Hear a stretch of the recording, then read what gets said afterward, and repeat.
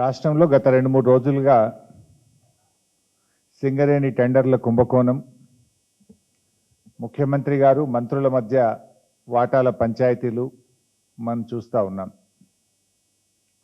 అయితే మరికొన్ని దిమ్మెదిరిగే నిజాలు, మరికొన్ని కుంభకోణాలను ఈరోజు మీ ద్వారా ప్రజల ముందు, రాష్ట్ర ప్రజల ముందు ఉంచబోతా ఉన్నాం. అయితే నిన్న మనం చూసాం, బట్టి విక్రమార్క గారి ప్రెస్ మీట్ చూసాం. వారు మాట్లాడుతూ ఈ కొత్త పద్ధతి కాంట్రాక్ట్ సైట్ విజిట్ సర్టిఫికెట్ అనే విధానం 9E బ్లాక్లో పెట్టారు. అందువల్ల ఈ 9E బ్లాక్ టెండర్లు రద్దు చేస్తున్నామని బట్టి విక్రమార్క గారి ప్రెస్ మీట్ నిన్న మనందరం కూడా చూసాం. అయితే ఈ కాంట్రాక్టర్ సైట్ విజిట్ సర్టిఫికెట్ అనేది గతంలో ఎప్పుడూ లేదు, మన రాష్ట్రంలో లేదు, భారతదేశంలో లేదు. మన రాష్ట్రంలో ఈ సింగరేణిలో కాంట్రాక్టర్ సైట్ విజిట్ సర్టిఫికెట్ విధానం బీఆర్ఎస్ హయాంలో కానీ అంతకుముందు కానీ ఈ విధానం లేదు. అదేవిధంగా వెస్టర్న్ కోల్ ఫీల్డ్స్లో కానీ కోల్ ఇండియాలో కానీ ఇటువంటి విధానం లేనే లేదు. అయితే రేవంత్ రెడ్డి గారు ప్రభుత్వం వచ్చిన తర్వాత 2024 సంవత్సరంలో ఈ సైట్ విజిట్ సర్టిఫికేట్ విధానాన్ని సింగరేణిలో తెచ్చింది రేవంత్ రెడ్డి గారి ప్రభుత్వం. రేవంత్ రెడ్డి గారి ప్రభుత్వం ఈ విధానం తెచ్చిన తర్వాత మొట్టమొదటి బెనిఫిషరీ ఎవరు? రేవంత్ రెడ్డి బావమరిది సృజన్ రెడ్డి. ఆయన కంపెనీ శోధా కన్స్ట్రక్షన్కే ఈ సైట్ విజిట్ సర్టిఫికేట్ వచ్చిన తర్వాత మొదటి టెండర్ దక్కింది. ఇది 2024లోనే ఈ సైట్ విజిట్ సర్టిఫికేట్ విధానాన్ని తీసుకొచ్చారు. ఈ సైట్ విజిట్ సర్టిఫికేట్ విధానం వచ్చిన తర్వాత సింగరేణిలో 6 టెండర్లు జరిగితే 6 టెండర్లు కూడా +7% టెండర్లు వారి వారి అనుయాయులకు కట్టబెట్టడం జరిగింది. ఈరోజు భారతదేశంలో పరిస్థితి ఏంది? ఓబీ కోల్ బ్లాక్ టెండర్లు ఎక్కడ జరిగినా ఈ దేశంలో, అది కోల్ ఇండియాలో కానీ వెస్టర్న్ కోల్ ఫీల్డ్స్లో కానీ కాంగ్రెస్ ప్రభుత్వం రాకముందు సింగరేణిలో కానీ ఎనీ కోల్ బ్లాక్ టెండర్ -10 నుంచి -22% పోతుంది. -10 నుంచి -22% పోతున్నారు కాంట్రాక్టర్లు. సింగరేణిలో కూడా ఈ కాంగ్రెస్ ప్రభుత్వం రాకముందు గత బీఆర్ఎస్ హయాంలో -7, -8, -10, -20 పోతుండే. ఇప్పుడు కూడా ఈ దేశంలో వెస్టర్న్ కోల్ ఫీల్డ్స్ కానీ కోల్ ఇండియాలో కానీ ఎనీ ఓబీ టెండర్ -10 to -22 ఉంటుంది. కానీ మన రాష్ట్రంలో రేవంత్ రెడ్డి గారి ప్రభుత్వం వచ్చిన తర్వాత ఈ సైట్ విజిట్ సర్టిఫికేట్ అనే కొత్త విధానం తెచ్చిన తర్వాత అన్ని టెండర్లు కూడా +7 నుంచి +10% పోతా ఉన్నాయి. అయితే నిన్న బట్టి గారు కేవలం 9E బ్లాక్ మాత్రమే సైట్ విజిట్ సర్టిఫికేట్ ఉంది కనుక ఆ టెండర్ రద్దు చేస్తామన్నారు. మరి వీటి సంగతి ఏంది? ఇవాళ ఈ సైట్ విజిట్ సర్టిఫికేట్ వెనుక ఉన్న కుట్ర ఏంటంటే, అదర్వైజ్ ఆన్లైన్ టెండర్లు ఉంటే ఏమవుతుంది? దేశంలో ఏ రాష్ట్రం నుంచి అయినా ఎవరైనా అనుభవం ఉన్న కాంట్రాక్టర్లు ఆన్లైన్లో డైరెక్ట్గా టెండర్ వేయచ్చు. సైట్ విజిట్ సర్టిఫికేట్ అంటే కాంట్రాక్టర్ సైట్కు పోయి చూసి ఆ సింగరేణి నుంచి సైట్ మేము విజిట్ చేసినామనే సర్టిఫికేట్ తీసుకోవాలి. దాంతో ఏమైపోతుంది? ఏ కాంట్రాక్టర్ టెండర్ వేస్తున్నాడో ముందే వీళ్ళకి తెలిసిపోయి వాళ్ళను భయభ్రాంతులకు గురి చేసి వాళ్ళను నయాన్నో భయాన్నో ఒప్పించో మెప్పించో బెదిరించో వాళ్ళను టెండర్ వేయకుండా చేయడం, టెండర్ వేస్తే వీళ్ళకి అనుకూలంగా టెండర్ వేసే విధానం. అంటే సైట్ విజిట్ సర్టిఫికేట్ ద్వారా ఎవరు టెండర్లు వేస్తున్నారో ముందుగానే తెలిసే ఒక గ్యాంగు రేవంత్ రెడ్డి ప్రభుత్వం తరఫున ఒక ఏజెంట్ని పెట్టినారు. ఆ ఏజెంటు ఎవరు టెండర్ వేస్తున్నారో తెలిసి మొత్తం రింగు చేసి +7, +10%కు టెండర్లు వేస్తున్నారు. గతంలో సైట్ విజిట్ సర్టిఫికేట్ లేనప్పుడు ఏమవుతుండే? ఈ దేశంలో ఎవరైనా ఎక్కడి నుంచి అయినా డైరెక్ట్గా టెండర్ వేసే అవకాశం ఉండేది.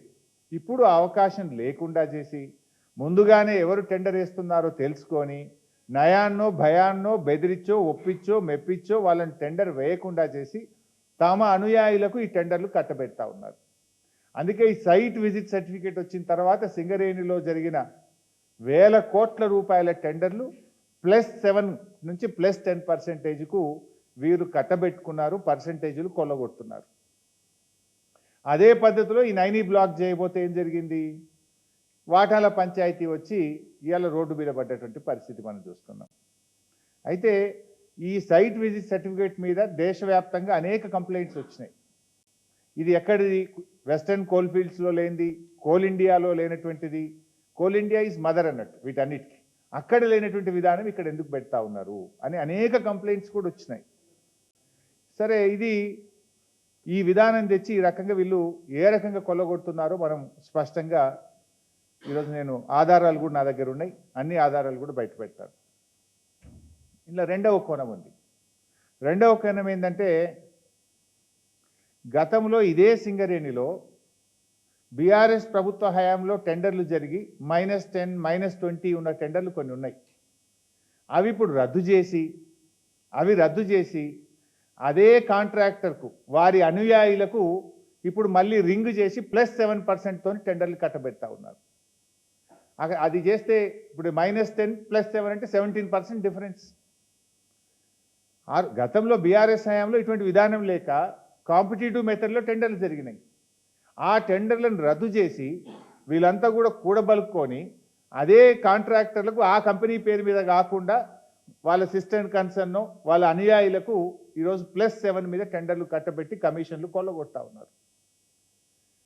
ఉదాహరణకు నేను కొన్ని చెప్తాను. ఇప్పుడు గతంలో వెంకటేష్ ఖని అనే టెండర్ బీఆర్ఎస్ హయాంలో మైనస్ టెండర్ ఉండే. ఇప్పుడు వీళ్ళు 2025లో దాన్ని రీటెండర్ చేసి మళ్ళీ ప్లస్లో అప్పగచ్చారు. అట్లనే ఎస్ఆర్పి OC2 శ్రీరాంపూర్ గతంలో మైనస్ టెండర్ ఉండే. ఇప్పుడు ఆ మైనస్ టెండర్ను రద్దు చేసి మళ్ళీ టెండర్ నిర్వహించి ప్లస్ టెండర్ కుమ్మక్కి చేసి రింగు చేసి సైట్ విజిట్ సర్టిఫికెట్ పెట్టి వారి అనుయాయులకు కట్టబెట్టే ప్రయత్నం చేస్తున్నారు. అట్లనే ఎస్ఆర్పి OC2 ఎక్స్పాన్షన్ 2025 ఇది టెండర్ ఇప్పటికి 3 సార్లు వాయిదా వేసిండ్రు. ఇది కూడా కట్టబెట్టడానికి ఇంకా డీల్ సెటిల్ కాక వాయిదాలు వేసుకుంటూ ఇప్పుడు వాళ్ళ అనుయాయులకు కట్టబెట్టే ప్రయత్నం చేస్తున్నారు. ఇది గతంలో జరిగిన టెండర్లను రద్దు చేసి తిరిగి తమ అనుయాయులకు రింగ్ చేసి కోట్లాది రూపాయల కమిషన్లు మాట్లాడుకొని టెండర్లు కట్టబెడుతున్నటువంటి పరిస్థితి. ఇంకో మూడవ కోణం ఉంది ఇలా. గతంలో సింగరేణి ఏం చేసేదంటే డీజిల్ బల్క్గా IOC నుంచి ప్రభుత్వ రంగ సంస్థల నుంచి, ఇది కూడా ఒక కేంద్ర ప్రభుత్వ రంగ రాష్ట్ర ప్రభుత్వ రంగ సబ్సిడరీ సంస్థ, డైరెక్ట్గా డీజిల్ తీసుకొచ్చి కాంట్రాక్టర్లకు డీజిల్ వాళ్ళు సరఫరా చేసి పని మాత్రమే చేయించుకునేవాళ్ళు. కానీ వీళ్ళ కమిషన్ల కోసం, వర్క్ వాల్యూ పెంచడం కోసం, పర్సంటేజీల కోసం ఇప్పుడు ఏం చేసిండ్రు, డీజిల్ను కూడా కాంట్రాక్టర్ ఖాతాలో జమ చేసినారు. అప్పుడు ఏమైంది, 50 కోట్ల పని 100 కోట్లు అవుతుంది, డబుల్ అవుతుంది. పర్సంటేజ్ 50 కోట్ల మీద 10% మాట్లాడుకుంటే 100 కోట్లు డీజిల్ కూడా కలిపితే 100 కోట్ల మీద 10% వస్తుంది కదా. కమిషన్ల కోసం సింగరేణి ఇచ్చేటువంటి డీజిల్ విధానాన్ని రద్దు చేసి దాని కాంట్రాక్టర్ ఖాతాలో జమ జరిపి ఈరోజు పెద్ద ఎత్తున పర్సంటేజీలు కొల్లగొట్టే కొత్త విధానాన్ని కూడా రేవంత్ రెడ్డి ప్రభుత్వం తీసుకొచ్చింది. ఇన్ఫ్యాక్ట్ దీనివల్ల సింగరేణికి బాగా లాస్. ఎప్పుడైనా కాంట్రాక్టర్కి బిల్లు చెల్లించినప్పుడు 18% GST కట్టాల్సి ఉంటుంది.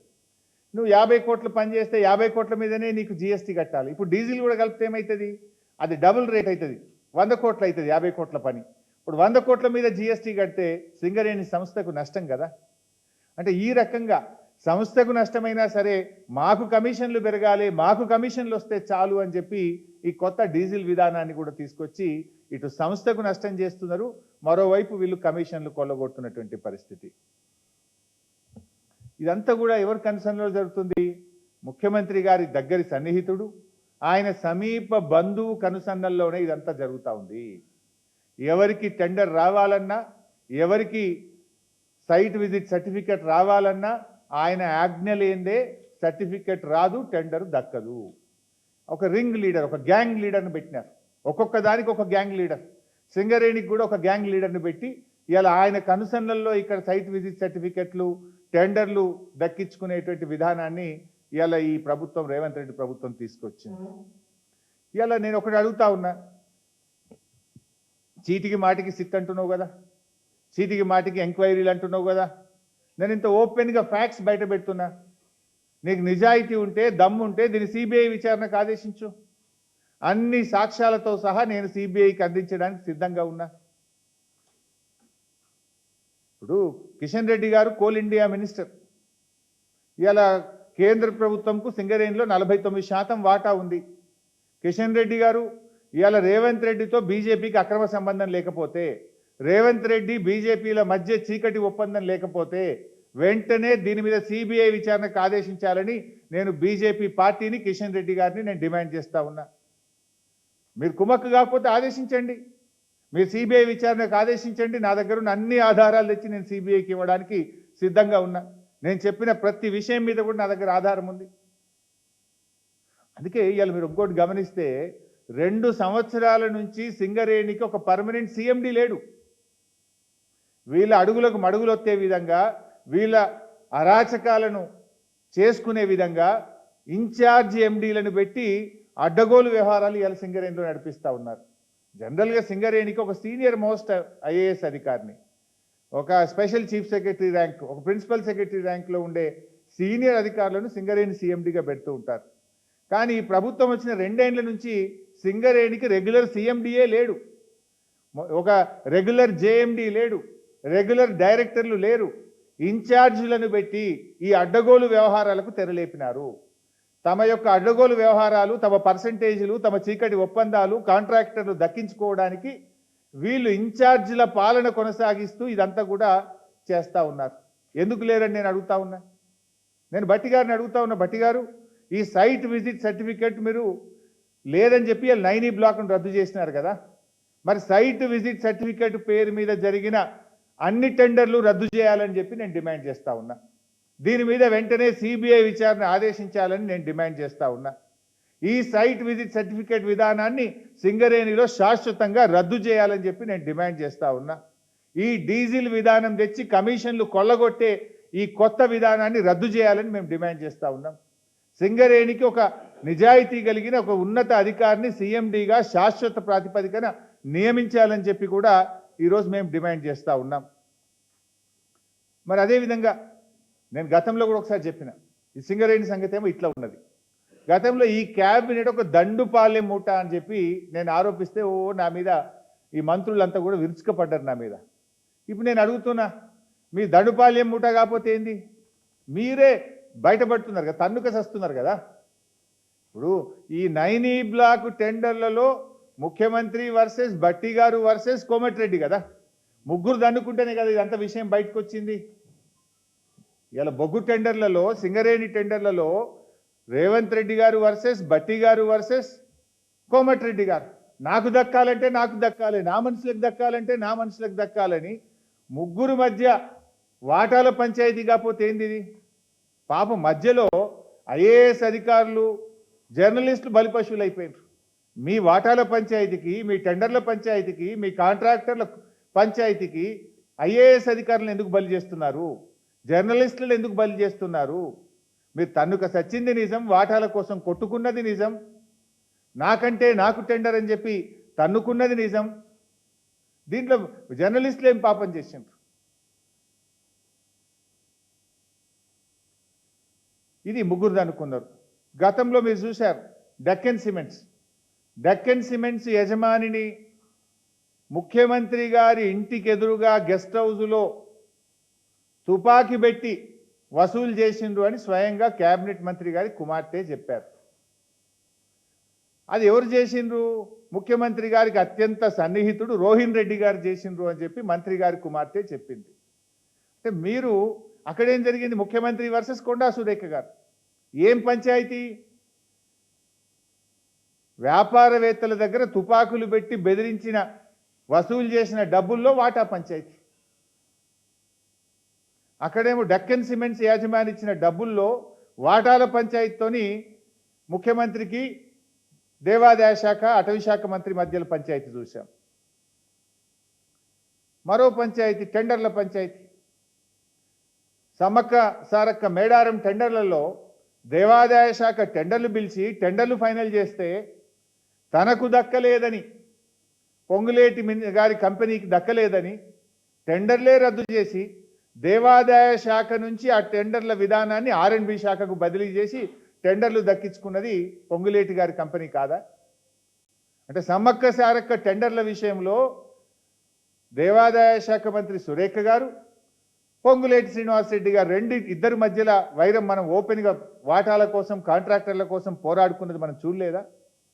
దేవాదాయ శాఖ టెండర్లు పిలిచింది నిజం, టెండర్లు వేరే కాంట్రాక్టర్కు దక్కింది నిజం, తనకు దక్కలేదని ఆ టెండర్లు రద్దు చేసింది నిజం, దేవాదాయ శాఖ నుంచి R&B శాఖకు టెండర్లు పిలిచే అవకాశం ఇచ్చింది నిజం, ఆ టెండర్ పొంగులేటి కంపెనీ దక్కించుకున్నది నిజం. ఇంత ఓపెన్గా కాంట్రాక్టర్ల కోసం ఇద్దరు మంత్రుల మధ్య తగువు చూశాం. ఆ తర్వాత ముఖ్యమంత్రి గారు వర్సెస్ జూపల్లి గారు. నా అల్లునికి కావాలంటే నా కొడుకు కావాలి, అదేమంటారు చూడు, హాలోగ్రామ్ టెండర్ సీల్. హాలోగ్రామ్ టెండర్లలో అల్లుడికి కావాలని మంత్రిగా, కొడుకు కావాలని మంత్రి గారు, అల్లుడికి కావాలని ముఖ్యమంత్రి గారు. ఇద్దరి మధ్య పంచాయతీ ఎక్కడికి పోయింది? పాపం ఒక నిజాయితీ గల అధికారి, ఒక IAS అధికారి బలైపోయిన పరిస్థితి. ముఖ్యమంత్రి గారు వర్సెస్ ఎక్సైజ్ మంత్రి గారు, హాలోగ్రామ్ టెండర్ల పంచాయతీ. మొన్న చూసినాం, కోమటిరెడ్డి గారిని కూడా చూసినాం. అరే నేను అసెంబ్లీలోనే చెప్పినా, ఇక ఒక్క సినిమాకు కూడా అనుమతి ఇచ్చేదే లేదు, ప్రివ్యూ షో లేదు, రేట్లు పెంచేది లేదు, నేను సంతకం పెట్టకుండానే జీవోలు వస్తున్నాయని ఆయనే బహిరంగంగా చెప్పిండు. వీడియోలు మనందరం చూసినాం. అంటే సినిమాలకు ప్రివ్యూ షోలు, రేట్లు పెంచుకునే దాంట్లో వాటాల పంచాయతీ. ముఖ్యమంత్రి వర్సెస్ కోమటిరెడ్డి గారు. ఇది నేను చెప్పలే, కోమటిరెడ్డి గారే చెప్పిండ్రు. ఏం జరుగుతుంది రాష్ట్రంలో? ప్రజలు గమనిస్తున్నారండి. టెండర్ల పంచాయతీ, వాటాల పంచాయతీ, కమిషన్ల పంచాయతీ, బెదిరించి సంపాదించుకున్న డబ్బులు పంచుకోవడంలో పంచాయతీ. What's happening in the state? ప్రజలు మీరు ఇచ్చిన 6 గ్యారెంటీలు చూసి కదా మిమ్మల్ని గెలిపించింది. 6 గ్యారెంటీలు అటకెక్కినాయి, వాటాల పంచాయతీలు ముందుకు వచ్చినాయి. వాటాల కోసం తనఖా చేస్తున్నారు మీరంతా. అరే మొన్న చూసినాం కదా, ఆయన పేరేంది, మన AICC నాయకులు సంపత్ కుమార్ గారు డైరెక్ట్ కాంట్రాక్టర్నే బెదిరించేసి 8 కోట్లు ఇస్తావా అని పేపర్లలో చదివినాం మనం. 8 కోట్లు ఇచ్చేదాకా కాదు అని వాళ్ళను కొట్టుడు, బండ్లు గుంజుకునుడు. కాంట్రాక్టరే స్వయంగా పోలీస్ డిపార్ట్మెంట్కు కంప్లైంట్ ఇచ్చిండు కదా. ఏది యాక్షన్, ఏది సిట్, ఏది? మా జర్నలిస్టులను వేధించడానికి సిట్టు, ప్రతిపక్ష పార్టీ BRSను వేధించడానికి సిట్ల మీద సిట్లు, కమిషన్ల మీద కమిషన్లు. మరి వీటి మీద సిట్లేవి, కమిషన్లేవి? నేను అడుగుతున్నా, కాకి బుక్ అందరికీ సమానమే అని నీతులు చెప్పే DGP శోధర్ రెడ్డి గారు, మీ కాకి బుక్ కాకెత్తుకపోయిందా? ఎక్కడ పోయింది? కాంట్రాక్టర్ డైరెక్ట్గా పోలీస్ స్టేషన్లో కంప్లైంట్ ఇస్తే ఇప్పటికి ఎందుకు అరెస్టులు అయితలేవు? ఏమైంది కాకి బుక్కు? సజ్జనార్ బాగా మాట్లాడినావు కదా, మొన్న జర్నలిస్టులను బెదిరించినావు కదా. ఎమర్జెన్సీ ఉంటే మీరు ఇక్కడ ఉంటారా, నేను మీతో మాట్లాడతానా, మీరంతా జైల్లో ఉంటారని జర్నలిస్టులనే బెదిరించే ధోరణితో మాట్లాడినావు కదా. ఏమైంది నీ రూల్ బుక్కు? సజ్జనార్, నీకు ఇవేం కనబడతలేవా? నేను అడుగుతా ఉన్నా. ఇది ఒక దండుపాలెం ముఠా తయారైపోయింది. రాష్ట్రం పరువు తీస్తూ ఉన్నారు మీరు. Telangana the best state in the country అని కేసీఆర్ గారు చూపించారు. పెట్టుబడులకు స్వర్గధామంగా కేసీఆర్ గారు చూపించారు. అద్భుతమైన పురోగతి సాధించింది తెలంగాణ రాష్ట్రం కేసీఆర్ గారి నాయకత్వంలో. మీరు వచ్చిన తర్వాత వాటాల పంచాయతీలు, కాంట్రాక్టుల పంచాయతీలు, బెదిరింపులు, భూ కబ్జాలు, దీంట్లో మీరు ప్రగతి సాధిస్తూ ఉన్నారు. ప్రజలు అన్ని గమనిస్తున్నారు. ఇంకో మాట వచ్చింది మొన్న మీడియాలో, రేవంత్ రెడ్డి తెలియకుండానే సిట్టేసిండ్రు. అంటే రేవంత్ రెడ్డే హోమ్ మినిస్టరు, రేవంత్ రెడ్డే ముఖ్యమంత్రి, రేవంత్ రెడ్డి తెలియకుండా సిట్టు పడుతుందా? ఎట్లొచ్చింది ఆ సిట్టు? ఒకవేళ రేవంత్ రెడ్డి తెలియకుండా సిట్టే వస్తే ముఖ్యమంత్రిగా యు ఆర్ ఫెయిల్.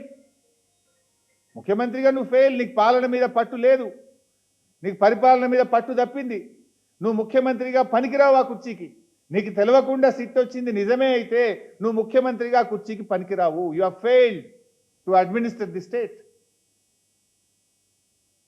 మీరేమన్నా సర్కార్ నడుపుతున్నారా, సర్కస్ నడుపుతున్నారా? ముఖ్యమంత్రి తెలియకుండానే సిట్ వస్తుందా?